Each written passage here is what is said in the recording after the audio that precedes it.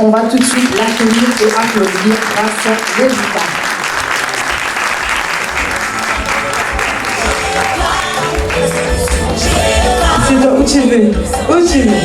Bonsoir, bonsoir. Très belle. Alors ensuite, nous allons accueillir un jeune homme très engagé dans sa mission, très dévoué dans cette cause humanitaire qu'il défend chaque jour et avec une grande ambition. Je vous prie d'accueillir sous un tonnerre d'applaudissements Trésor Chimanga. On applaudit très fort. Merci. Ambition Association.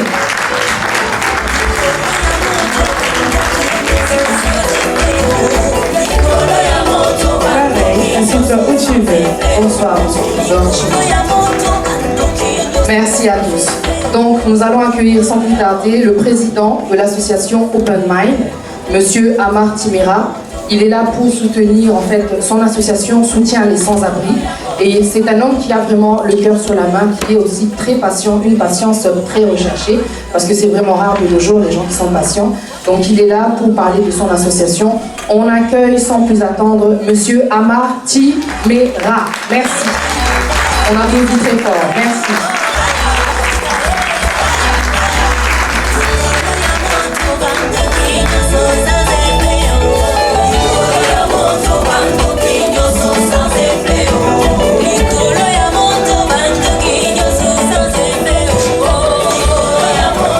Alors bonsoir à tous et merci d'avoir répondu présent.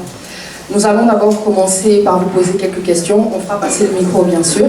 En tout cas, vous êtes vraiment magnifiques ce soir. Très bien habillés, n'est-ce pas qu'ils sont bien habillés? On les applaudit s'il vous plaît. Encore une fois. Moi j'applaudis. C'est génial. Voilà, donc nous allons commencer donc bien sûr par la première question. Vous êtes président donc d'association. Donc les téléspectateurs aussi voudraient savoir, le public voudrait savoir quelles sont vos ambitions concernant l'association. C'est-à-dire qu'est-ce qui vous a poussé à créer votre association. On va commencer par vous d'abord parce que vous êtes une dame, donc honneur. Voilà, merci. Bonsoir à tous, j'espère que vous allez bien. Merci en tout cas pour l'invitation. Qu'est-ce qui m'a poussé à créer l'association? C'est en 2014, quand j'avais 17 ans. Pour la première fois, je suis allée en République démocratique du Congo, le pays d'origine de mes parents, et j'ai pu voir la situation des enfants des rues. En fait, j'ai vu que ça m'avait touchée de voir qu'ils n'avaient pas de chaussures, en fait. Et du coup, je me suis dit que la prochaine fois que j'allais venir au Congo, j'allais essayer de leur ramener des vêtements. Et c'est ce que j'ai fait 2 ans plus tard. Et en même temps, en 2016, justement, j'ai créé l'association avec l'aide de mes parents. Ils m'ont aidé et du coup, maintenant, l'association, elle existe depuis 2016, depuis le 16 juin 2016. Merci. On va passer à votre voisin, Monsieur Trésor Chimanga. Donc la question, c'est la même que pour Madame Levita. Quelles sont vos ambitions? Qu'est-ce qui vous a poussé à créer votre association? Merci. Bonsoir tout le monde. Merci déjà parce que vous avez su honorer l'invitation de Donna. C'est pas un acquis, donc je venais vous tous à dire merci. Et du coup, ce qui m'a poussé à créer Ambition, en fait, c'est magnifique parce que c'est un peu comme grâce. C'est que j'avais un peu mal au cœur de voir à chaque fois, on parle mal du Congo, en fait, connaissant le potentiel qu'il a au Congo, les minerais, tout ça, et ça me faisait mal de voir qu'en fait, il y a des enfants qui ne peuvent pas aller à l'école. Il y a des filles à 12 ans qui se prostituent pour pouvoir survivre. Et quand je suis allé, justement, je me suis dit non, je ne peux pas être en France et rester là, m'asseoir, voire même l'électricité, c'est banal, alors que là-bas, c'est pas du tout, c'est pas un acquis. Du coup, c'est à partir de l'an 2014 aussi que j'ai décidé justement de commencer à lever les fonds, à me battre justement, à tirer pour pouvoir challenger un peu tout ça et parler avec mon environnement, leur montrer que à des jeunes autour de moi, c'est pas vraiment un acquis. Nos parents ne sont pas venus en France pour blaguer. C'est à nous d'ouvrir la voie et commencer à pousser. C'est pour ça qu'on va dans les rues, on va voir les migrants, ils traversent, on voit les difficultés, on discute avec eux. En même temps, ça fait des échos sur nous. Ça nous challenge justement pour pouvoir aller loin. C'est super. Merci beaucoup. On va passer donc le micro à votre voisin, Monsieur Amar Timera. Et donc, vous allez répondre aussi à cette question. Quelle est l'ambition? Qu'est-ce qui vous a poussé à créer votre association? Déjà, bonsoir à tous. Et je voulais remercier déjà dans un premier temps Sœur Donna et son équipe HF Charity pour cette organisation qui est une bonne action justement pour la partie solidarité. Et pour le coup, moi, c'est étant plus jeune, de par nature, c'est ce qui a été inculqué comme valeur au sein de ma famille. Donc par défaut, j'aidais mon prochain déjà par le biais du pays d'où je viens, c'est-à-dire le Sénégal. Et à la suite, voilà, donc ce qui s'est passé, c'est qu'avec un ami qui se nomme Francis Bobine Domala, président de l'association, donc je rappelle que je suis le vice-président. Donc nous menons des actions quotidiennement et que par la suite, en fait, un ensemble d'équipes a grandi au fur et à mesure du temps. Et l'idée, c'était de pouvoir justement partager cela à plus grande envergure. Et par le biais d'une association, c'est qu'on savait que ça allait nous faciliter la tâche. Comme pour le coup aujourd'hui, de défendre justement cette vocation. Voilà, donc l'idée c'était de subvenir aux besoins auprès des personnes en situation précaire par différents biais. Et pas seulement en leur offrant de la nourriture et des vêtements comme généralement beaucoup d'associations le font. C'est surtout de leur apporter aussi un peu de chaleur. Nous menons à bien aussi également des activités telles que des journées bien-être, comme on a pu le faire il y a 2 semaines. Les journées bien-être consistent à donner une journée de bonheur aux personnes en situation précaire et aux sans-abri également, gratuitement. C'est-à-dire de refaire par exemple une coupe, un brushing, une manicure, pédicure et également un service cuisinier qui leur amène des cafés gourmands. C'est super, c'est vraiment grandiose. Vraiment, je vous invite vraiment à applaudir ces 3 merveilleuses personnes. Très très touchant. Vraiment, merci beaucoup pour ce que vous faites. Et du coup, je voudrais juste que, en quelques mots, 2-3 mots, que vous puissiez du coup dire à l'auditoire, si vous devez vraiment résumer en quelques mots, en quoi consiste votre action humanitaire. Qu'est-ce que vous faites concrètement? En 2-3 mots. Donc concrètement, on rentre en relation directe avec les personnes dans le besoin et on essaye justement de répondre à un besoin précis qui est le leur. Donc en fait, il y a un échange. C'est pas seulement on devine pour eux ce qu'ils ont besoin, mais on leur demande ce qu'ils ont besoin et on répond à ces attentes. Super. Voilà. Alors, nos ambitions, en quelques mots, c'est restaurer les cœurs brisés. Et nous, les ingécoliers, en quelques mots, c'est être au service des autres. Merci beaucoup. On voulait savoir si donc vous avez répondu présent à l'invitation. Pourquoi est-ce que vous êtes là ce soir? On aimerait savoir pourquoi est-ce que vous êtes là ce soir, en dehors de votre présence, bien sûr. Pourquoi je suis là ce soir? Déjà, c'est pour soutenir Yadona, parce qu'elle a cru, c'est l'une des premières à avoir cru en moi, en tout cas des personnes qui ne sont pas de mon entourage, et parce que aussi je voulais faire part aux personnes qui sont ici présentes, parce qu'il y a des personnes que je ne connais pas, de ce que l'association, ce que nous on fait, et aussi de montrer que, puisqu'en fait dans l'association on est une majorité de jeunes, la plus jeune personne c'est ma petite sœur, elle a 17 ans, et en fait c'est juste pour montrer aux gens, pour faire part aux gens que c'est pas parce qu'on est jeune qu'on ne peut pas faire des actions humanitaires et qu'on peut être aussi au service des autres. Et on peut aussi être en cours, travailler et aussi avoir une vie pour servir les autres. Bien sûr, merci. On va passer le micro au voisin. Alors moi je réponds présent parce que déjà j'honore l'invitation de la SF Charity, parce qu'ils nous soutiennent et on se doit d'être là, parce qu'ils sont là pour nous, on est là pour eux. C'est vraiment l'unité, on marche ensemble, c'est l'union. Les faire et disent le faire. Du coup c'est pour ça que je réponds présent. Merci, merci beaucoup. Pour ma part, c'est comme monsieur. Effectivement, j'ai été invité à une invitation à laquelle je réponds. Et je vous en remercie une fois de plus. Et ma présence également, elle est due au fait qu'on est tous là pour une cause commune. Et de fait de la partager, ça montre que justement on n'est pas seul à mettre en place ce genre de choses. Et au contraire, avec l'échange, on arrivera de mieux en mieux à défendre justement cet atout. C'est vraiment merveilleux. Et du coup, ce qui serait vraiment aussi intéressant de savoir, ce serait également où est-ce que vous agissez concrètement. Dans quel pays, dans quelle ville, dans quelle région. Parce que les gens voudraient savoir également où est-ce que vous œuvrez, où est-ce que vous agissez. Nous, on agit en République démocratique du Congo, donc c'est en Afrique centrale, plus précisément à Kinshasa, donc la capitale. Et on travaille actuellement avec un orphelinat, l'orphelinat Amema, qui se situe dans la commune de Ndjili.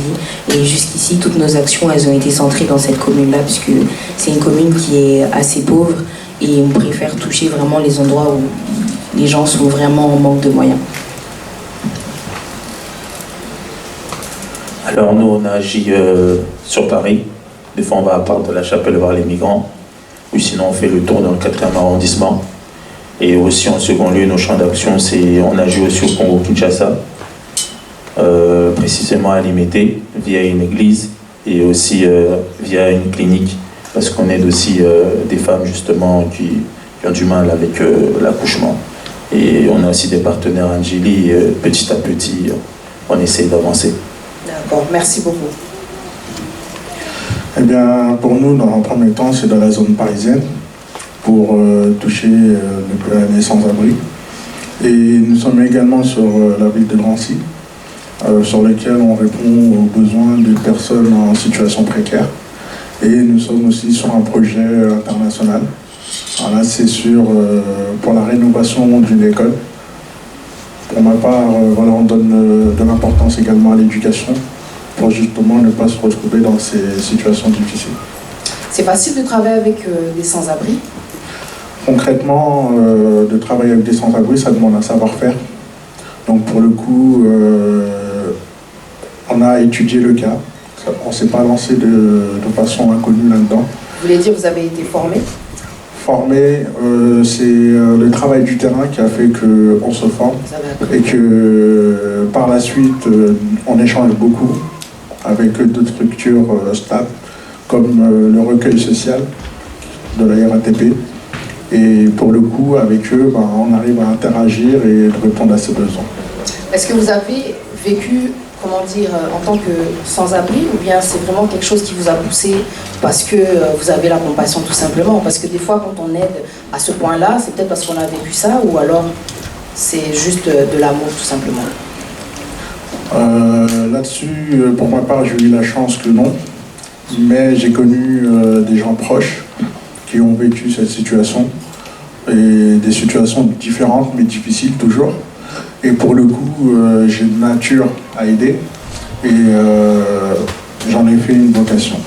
Merci. Alors, quels sont les projets que vous organisez pour cet hiver, ceux que vous avez accomplis et ceux qui sont en cours? Pour cet hiver, c'est comme on fait chaque année. Quand l'hiver approche, forcément les besoins augmentent, donc on se mobilise davantage.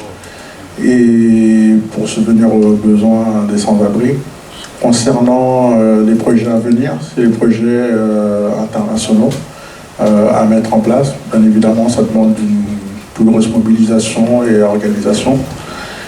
Là-dessus, voilà, nous, on n'a pas de difficulté à les mettre en place sur les axes quotidiens. Donc du coup, ce qu'on s'efforce de faire, c'est de récolter davantage pour apporter un meilleur service.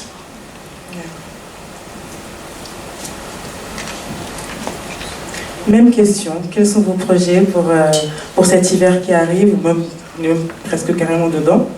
Est-ce qu'il y a déjà des projets qui ont déjà été aboutis, pardon? Est-ce qu'il y a des projets qui sont en cours? Dites-nous tout. Alors pour le moment, là on est focus sur... on prépare déjà Noël pour les enfants à Kinshasa. Et ensuite, là on est en train de préparer justement tout ce qui est drap, vêtements chauds, pour justement les ramener dans les rues de Paris. Après, pour les projets à venir, on prend le temps de les construire parce qu'il y a la clinique à rénover. Du coup, c'est un plus gros projet et on doit discuter avec l'architecte, hein, donc c'est un plus gros. D'accord. Pour les projets qui ont déjà été accomplis, cet été, on est parti en voyage humanitaire avec une partie de l'équipe et on a fait des activités avec les enfants des rues. On leur a appris à lire, à écrire, à compter, où on a renforcé les connaissances qu'ils avaient déjà. Et on leur a apporté de quoi jouer, des goûters aussi à chaque fin de session. Et ce qu'on a accompli déjà pour cet hiver, on a le projet Noël pour tous, mais on a déjà envoyé le carton. Donc les enfants, normalement, ils sont censés recevoir les jouets d'ici début décembre ou mi-décembre. Et les projets à venir, on organise notre deuxième soirée caritative le samedi 20 avril 2019. Pour la Notez bien, 20 avril 2019. C'est à Conflans-Sainte-Honorine, à la salle des fêtes. Et c'est pour récolter des dons pour pouvoir justement aider cet orphelinat-là. C'est super, super, merveilleux, merveilleux.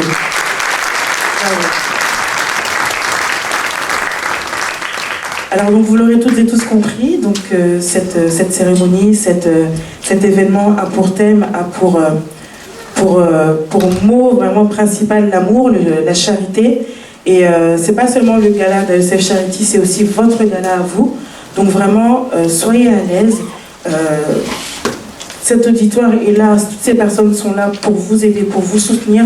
Et du coup, si elles veulent vous aider, si elles veulent vous contacter, si elles veulent en savoir plus sur votre action, comment elles peuvent vous joindre? Est-ce que vous avez un site internet, une page Facebook, ou même un numéro de téléphone?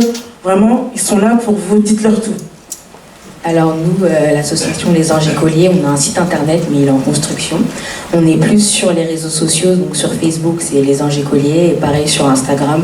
Là, on poste beaucoup de contenu, tout ce qui se passe, tout ce qu'on poste des nouvelles des enfants, vu qu'on est encore en contact avec eux.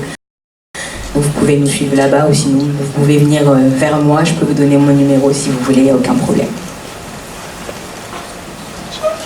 Alors pour moi, j'ai ma carte sur moi. Si jamais vous voulez plus d'infos, j'ai ma carte, je peux le donner. J'en ai pris assez, quasiment pour le auditoire. Et ensuite, le site internet, pareil, on est en train de le construire. Et sinon, il y a Instagram et Facebook, si vous avez besoin. Donc, pour l'association Open Mind, c'est sur les réseaux sociaux. Donc, ça se nomme Asso Open Mind. On est sur Facebook, Instagram, Twitter. Également, je peux vous communiquer mon adresse mail. Il n'y a pas de souci. Comme j'ai dit, on est là pour échanger. Donc, je peux également échanger mon numéro. Merci beaucoup en tout cas de votre présence encore une fois. Soyez à l'aise comme la sœur Tricia elle a dit. Donc on est ensemble pour vous. Merci en tout cas de votre présence. J'espère en tout cas que vous avez tout saisi, tout noté. Si vous avez besoin de plus de renseignements, ils ont donné leurs coordonnées. Donc on va applaudir et vous remercier encore une fois.